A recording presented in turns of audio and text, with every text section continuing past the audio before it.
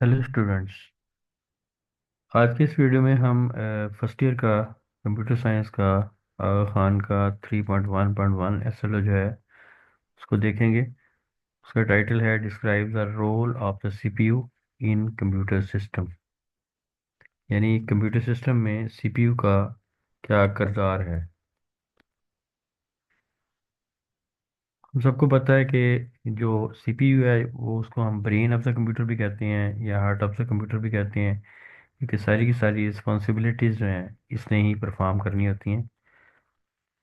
So central processing unit is the heart of the computer system responsible for executing instructions and performing calculations.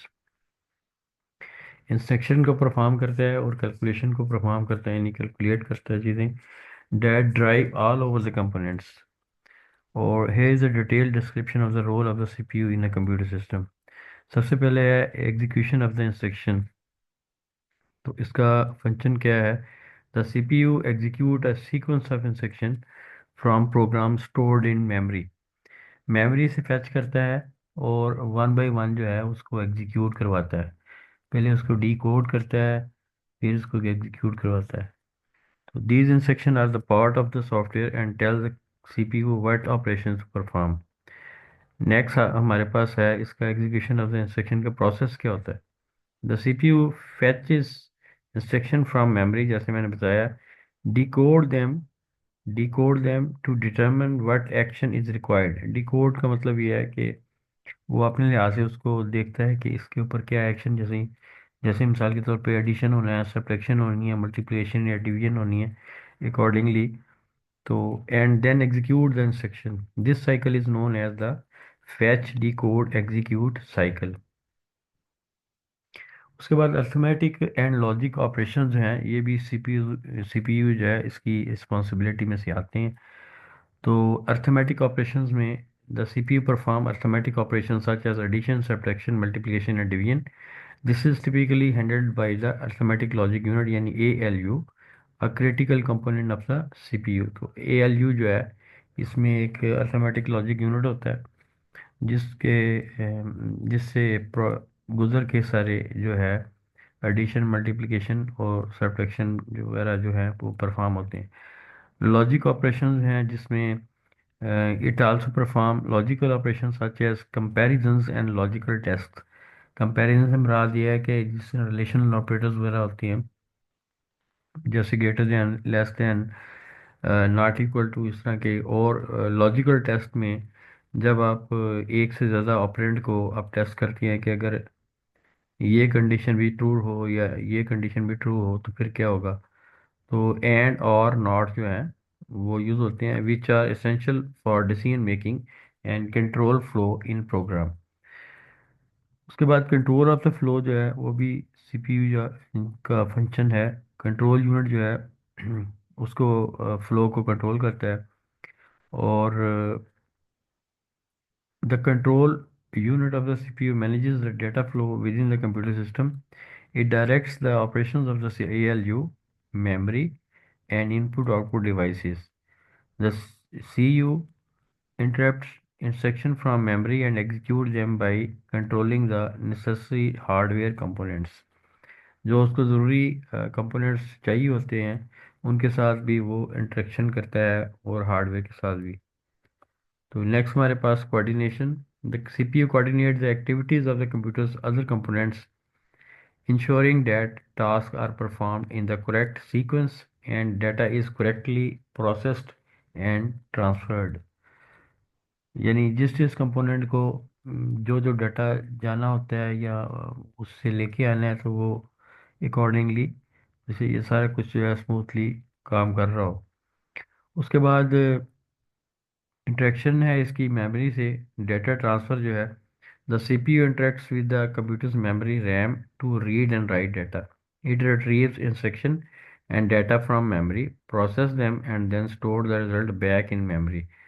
तो उसी से read करता है, उसी को प्रोसेस करता है, उसी में दोबारा मेमोरी में आपको स्टोर करवा दिया है तो उस डाटा को स्टोर करवा दिया। मेमोरी के लिहाज से एक कैशे मेमोरी है और the CPU often uses cache memory L1 L2 and L3 caches जो हैं वो मेमोरी है to speed up access to frequently use data and instructions. वो तमाम इंस्ट्रक्शंस जो कि फ्रीक्वेंटली यूज्ड हो रही हैं और या उसके करीब करीब है, तो उनको प्रोसेस करवाने के लिए कैशे मेमोरी जो है वो यूज़ की जाती है, क्योंकि ये रिसाइड करती है सीपीयू के ऊपर और इसका इतना ज़्यादा फासला नहीं होता। इस लिहाज से इंस्ट्रक्शन जो है ज़्यादा तेज़ी के साथ जो है प्रोसेस हो सकती है, reducing the time it takes to access data from main memory. इसी वजह से देखें मेन मेमोरी जो है उससे थोड़ा सा फासला उसका ज़्यादा है। तो लॉजिकली भी देखें तो इस तरह से L1 L2 L3 जो है उसके करीब है। नेक्स्ट हमारे पास इनपुट आउटपुट मैनेजमेंट जो है, ये भी इसका खासा है, इसका फंक्शन है कि सीपीयू ये परफॉर्म करता है इनपुट आउटपुट ऑपरेशन में। The CPU manages input and output operation by sending and receiving the data to and from the peripheral devices such as keyboard mouse printers and storage devices.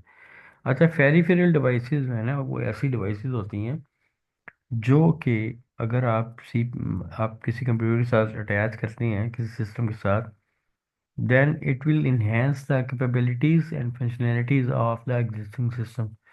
तो उसकी जो functionality जो existing system हमारे पास मौजूद है, मिसाल के तौर पे मैं आपको मिसाल देता हूँ कि अगर आपका एक कंप्यूटर है और उसके साथ अगर आपने वेब कैम लगा लिया है, तो अब उसकी जो पेरिफेरल डिवाइस लगाई है वेब कैम, उसके ज़रिए से उसकी फंक्शनैलिटी जो है इंक्रीज़ हो गई है। अब उसमें ये कैपेबिलिटी हो गई है कि वो वेब के ऊपर जो है वीडियोस या पिक्चर वगैरह जो है आप ट्रांसमिट कर सकते हैं, भेज सकते हैं या रिसीव कर सकते हैं।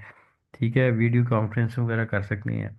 इसी तरह से अगर आपने कंप्यूटर के साथ कोई स्पीकर लगाए हैं, तो उसकी फंक्शनैलिटी इस लिहाज से इंक्रीज हो गई कि अब जो साउंड जो है वो बाहर आपको सुनाई देगी। तो फेरिफेरल डिवाइसेस का जो टर्म है वो उसका ये मीनिंग है। ठीक है, उसके बाद डिवाइस ड्राइवर्स हैं। आपको ये पता है कि डिवाइस ड्राइवर्स क्या होते हैं? It uses device driver to facilitate communication between the operating system and the hardware devices. जैसे देखें प्रिंटिंग प्रिंटर का ड्राइवर है या ग्राफिक ड्राइवर है या कोई भी ड्राइवर हो सकता है। ड्राइवर बेसिकली नाम से ज़ाहिर है कि ड्राइवर जो ड्राइव करता है बेसिकली। तो आपका एक हार्डवेयर है और एक सॉफ्टवेयर है, तो इनके दरमियान में इंटरेक्शन जो है in between these two, the bridge is operating system। तो सीपीयू बेसिकली जो है वो बेसिकली सारा कुछ ये करवा रहा है। उसके बाद मल्टीटास्किंग एंड प्रोसेस मैनेजमेंट, ये भी इसका फंक्शन है, इसका खासा है। तो मल्टीटास्किंग आप लोगों ने शुरू से छोटी क्लासेस पढ़ते आए हैं कि मल्टीटास्किंग ये होती है कि एक वक्त में एक से ज़्यादा काम को परफॉर्म करना। तो the CPU enable multitasking by rapidly switching between different processes and threads. तो ये प्रोसेसेस एंड थ्रेड्स को हम नेक्स्ट किसी और वीडियो में देखेंगे। लेकिन अभी के लिए आप सिर्फ ये समझ लें कि ये काम इतना तेज़ी से होता है कि अगर फर्ज करें 3 टास्क हैं, तो एक का हिस्सा थोड़ा सा करता है फिर दूसरे को काम शुरू कर देता है दूसरे हिस्से का। फर्ज करें प्रोसेस ही है, तो P1 प्रोसेस थोड़ा सा आपने किया मतलब सीपीयू ने, फिर उसके बाद P2 प्रोसेस के ऊपर आया उसका 10% कर लिया, फिर P3 के पास आया फिर उसका 10% कर लिया। उसके बाद पहले वाले प्रोसेस पे आया और P1 का जो 10% हो चुका था उसके बाद 11 से 20% किया उसका। और फिर दूसरे प्रोसेस पे आया उसका मतलब 11 से 20% किया। और अप टू सो ऑन इस तरह चलता रहता है। लेकिन ये काम इतनी तेज़ के साथ होता है कि ये हमें ये महसूस होता है कि ये जो है स्मूथली हर चीज़ हो रही है और एक वक्त में एक से ज़्यादा काम हो रहे हैं। हालांकि ये इसको हम कहते हैं सीडो मल्टीटास्किंग बेसिकली। तो this allows the computer to run multiple applications simultaneously and efficiently manages system resources। Process scheduling है उसके बाद। The CPU uses process scheduling algorithms to allocate time and resources to different processes, ensuring that all tasks are completed in a timely manner। तो ये बहुत important चीज़ है। जो भी चीज़ CPU में आती है बेसिकली एक आप उसको आसान अल्फाज में ये समझ लें कि एक प्रोसेस है, उसको शेड्यूल कर दिया जाता है। ठीक है कि उस जब प्रोसेस आता है सीपीयू के पास, उसको ये वो मैनेज कर लेता है कि इसके ऊपर कितना टाइम लगेगा, इसके ऊपर कितनी मेमोरी लगेगी, और डेफिनेटली एक प्रोसेस तो नहीं है। और अगर आप मल्टीटास्किंग कर रहे हैं तो फिर एक से ज़्यादा प्रोसेस जो है आप उसको कर रहे हैं। जैसे मैंने मल्टीटास्किंग के सिलसिले में आपको एग्जांपल दी है। तो प्रोसेस शेड्यूलिंग ये चीज़ है कि एक वक्त में मतलब आपने प्रोसेसेस को कैसे शेड्यूल करना है। उसके लिए फिर मुख्तलिफ किस्म के अलगोरिथम्स हैं वो बनाए गए हैं, जिनको यूज़ करके तो कितना टाइम आपने प्रोसेस पे लगाना है, या कितनी कौन कौन से रिसोर्सेज हैं आपको चाहिए उस प्रोसेस को कंप्लीट करने के लिए। उसके बाद है परफॉर्मेंस एंड क्लॉक स्पीड। तो क्लॉक स्पीड जो है, the performance of the CPU is influenced by it's clock speed measured in the gigahertz।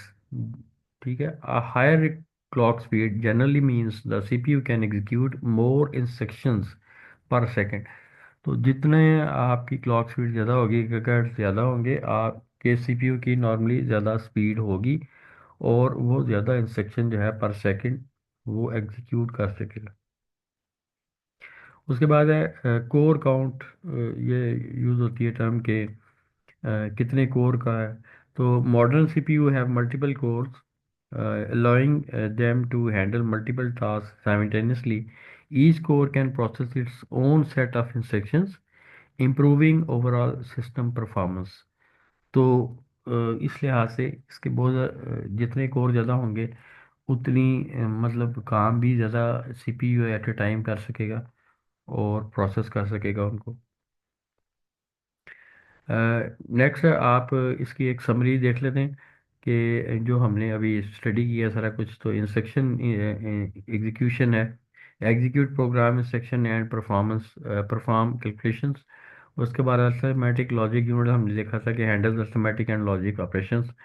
Data flow control हमने देखा था, कंट्रोल यूनिट को manages and directs data flow with in the system.